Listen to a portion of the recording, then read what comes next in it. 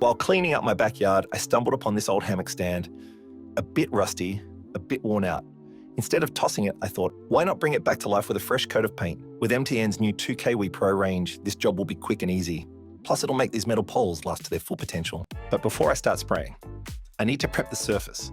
Let's get rid of that rust. I'll sand it down until it's nice and smooth, making sure there's no loose debris left. To clean it properly, I'll wipe it down with MTN ethyl alcohol, removing any dust, grease or residue. There we go, clean and ready. First things first, I'll be using WEPRO 1K epoxy primer. This stuff is great because it bonds strongly to iron, steel and other metals, ensuring the color coat adheres properly while also providing a protective barrier against humidity. I'll apply 3 thin coats, waiting about 15 minutes between each one.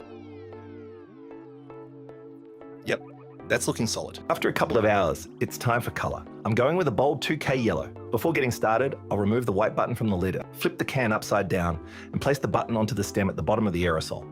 Pressing it firmly on a flat surface, I'll activate the formula. A good 2-minute shake, and the product and catalyst will be perfectly mixed. Before spraying, I'll also remove the spray lock, first taking off the nozzle, then gently lifting the safety catch with a screwdriver. Nozzle back in, and I'm good to go.